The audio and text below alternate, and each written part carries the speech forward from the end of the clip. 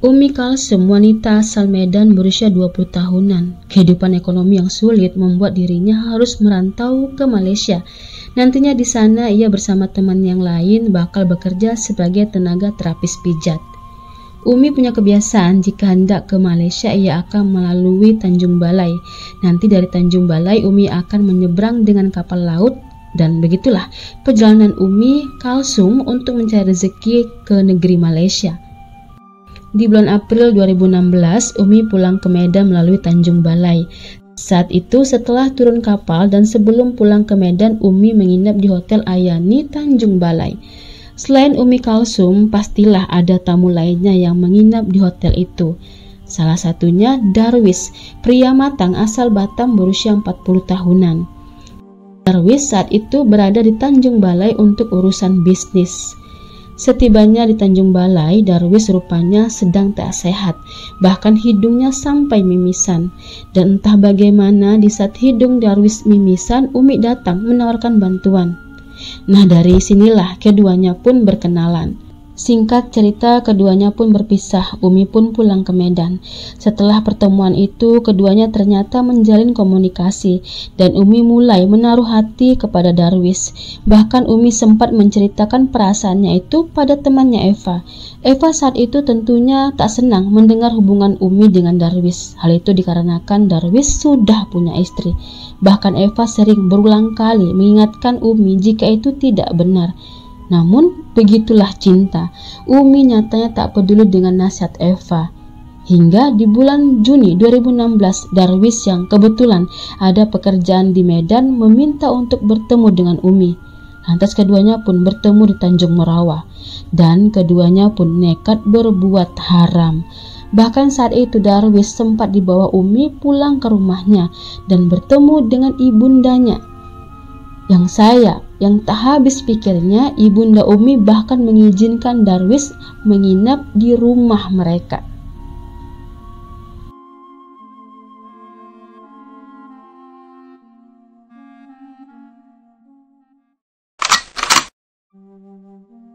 November 2016, Umi kembali berniat pergi ke Malaysia.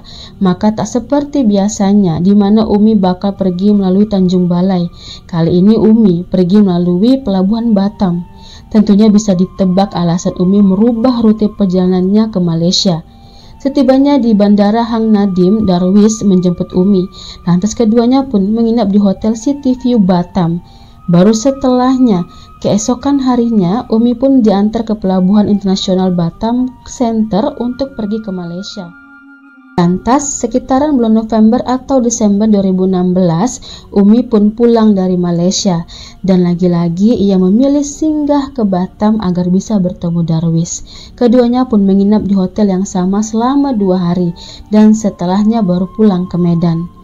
Umi yang sudah terpicut dengan Darwis seperti tak sadar jika Darwis sebenarnya hanya memanfaatkan dirinya.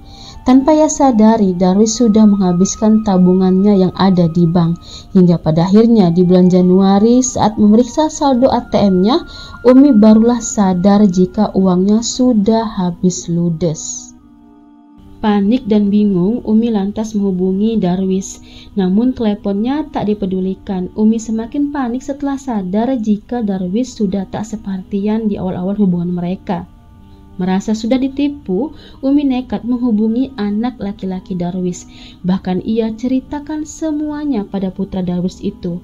Namun usaha Umi sia-sia, Darwis tetap tak mengembalikan uangnya. Sudah mulai putus asa, Umi pun bolak-balik menghubungi handphone Darwis. Hingga suatu hari istri Darwis lah yang mengangkat telepon. Disinilah awal dari petaka buruk itu, di mana setelah istri Darwis mengetahui perselingkuhan Darwis, Darwis pun kenyataannya lebih memilih istrinya. Darwis lantas berdusta jika ia pernah utang budi pada Umi, bahkan ia pernah ditolong Umi.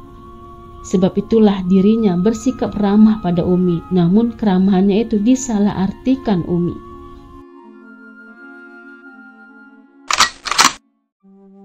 Setelah bisa menenangkan istrinya, Darwis lantas menghubungi Umi dan memberitahukan Umi untuk jangan dulu menghubungi dirinya karena dirinya lagi ribut dengan istrinya. Di tanggal 15 Februari 2017, Umi menemui Eva di rumah Eva. Ia ceritakan masalahnya. Saat itu Eva juga cerita jika tanggal 16 ia akan berangkat kerja ke Malaysia. Mendengar itu, Umi pun minta ikut. Ia kemudian mengajak Eva untuk pergi dari Batam saja, dan Eva pun mengiyakan ajakan Umi. Sementara itu, Umi kembali menghubungi Darwis untuk minta dibelikan tiket pesawat ke Batam, dan Darwis pun setuju. Maka di tanggal 16, Eva dan Umi berangkat pergi ke Batam. Setibanya di Batam, Darwislah yang menjemput dari bandara, dan di hari itu juga Eva hendak menyeberang ke Malaysia bersama Umi. Maka Darwis pun langsung menyetir mobilnya ke Pelabuhan Internasional Batam. Sepanjang jalan, Umi terus-terusan meminta uangnya agar dikembalikan. Namun Darwis tak mengaku jika ia sudah mengambil uang Umi. Maka selama dalam mobil menuju ke pelabuhan, keduanya pun meribut besar. Sementara itu Eva hanya bisa menjadi penonton dalam mobil. Kemudian setibanya di pelabuhan, Umi menolak untuk menyeberang. Saat itu Darwis membujuk Umi untuk pergi saja ke Malaysia, sebab ia hendak mendinginkan hubungannya dengan istrinya dulu. Namun Umi tetap kekeh tak mau menyeberang. Maka Eva pun berangkat sendirian ke Malaysia, dan Umi dibawa ke Hotel View Batam.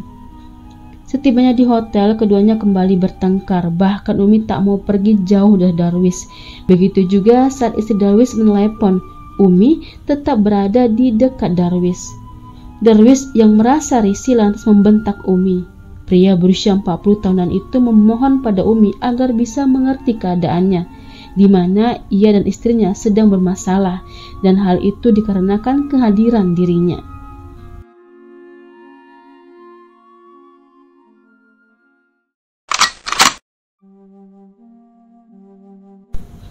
Esok paginya tanggal 17 Februari, Darwis sempat curhat kepada salah satu temannya perihal masalahnya itu dengan Umi dan istrinya. Kepada temannya itu, Darwis mengaku ingin mengakhiri hubungannya dengan Umi dan memilih istrinya. Sore harinya, Darwis menelepon ibunda Umi untuk mengabarkan jika Umi sudah bersamanya. Darwis yang sudah terpojok kemudian nekat merencanakan hal buruk pada Umi, di mana malam itu di hari tanggal 17 Februari, Darwis mengajak Umi untuk pergi jalan-jalan. Sementara itu dalam mobil, Darwis sudah membawa sarung yang ia letakkan di tasnya. Selama dalam perjalanan, Darwis bersikap manis pada Umi. Hal itu ia lakukan agar Umi tak curiga. Namun saat berada di kawasan hutan Balowai Kolam, Darwis lantas berhenti. Pria beristri itu pun mengambil tasnya, dan dengan tali dari tasnya Darwis menyerang leher Umi hingga Umi kehilangan nyawanya. Untuk memastikan Umi sudah meninggal, Darwis lantas menyentuh lengan kiri Umi dengan rokok. Barulah jasad Umi ia turunkan dan ia seret ke dalam hutan. Hingga tiba di sebuah pohon dengan menggunakan sarung yang sudah ia siapkan, jasad Umi ia juntaikan. Hal itu sebagai rencana terakhir Darwis, di mana seakan-akan Umilah ia melepaskan dirinya sendiri pulang ke langit. Kemudian Darwis pun pulang ke hotel kembali. Dini hari tanggal 18 Februari, saat itu karyawan hotel melihat Darwis masuk hotel sendirian. Hingga esok harinya sekitaran jam 12 siang warga menemukan jasad Umi di dalam hutan. Sementara itu Darwis yang sudah gabut sore pukul 3 menelepon ibunda Umi dan memberitahukan jika Umi baik-baik saja.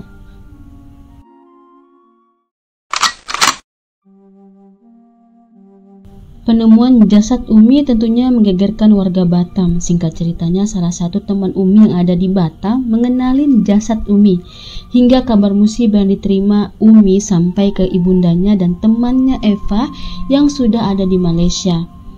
Meninggalnya Umi tak semudah yang Darwis pikirkan. Polisi dari Polresta Balerang ternyata menduga jika Umi meninggal tak wajar. Penyidikan pun dimulai.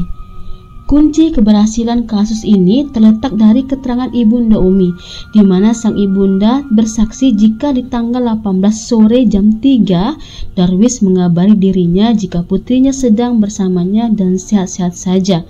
Padahal jam 1 siang Umi sudah ditemukan warga di hutan dalam kondisi meninggal. Barulah di tanggal 21 Februari 2017, Darwis ditangkap di daerah Kundur.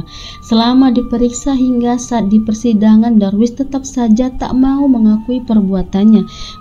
Meskipun rekaman CCTV hotel jelas menunjukkan jika malam itu dirinya keluar dengan korban dan dini hari ia balik ke hotel sendirian tanpa korban. Pengadilan untuk Umi pun digelar di Pengadilan Negeri Batam. Setelah berbulan-bulan, akhirnya di tanggal 14 Desember 2017, Hakim Pengadilan Negeri Batam memvonis Darwis penjara 20 tahun.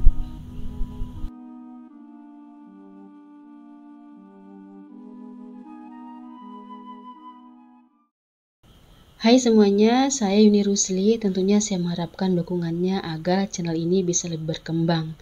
Karenanya saya menunggu kritik dan sarannya. Kalau begitu, sampai di sini dulu kisah dan cerita kali ini. Terima kasih sudah menonton. Sampai ketemu di kisah dan cerita lainnya.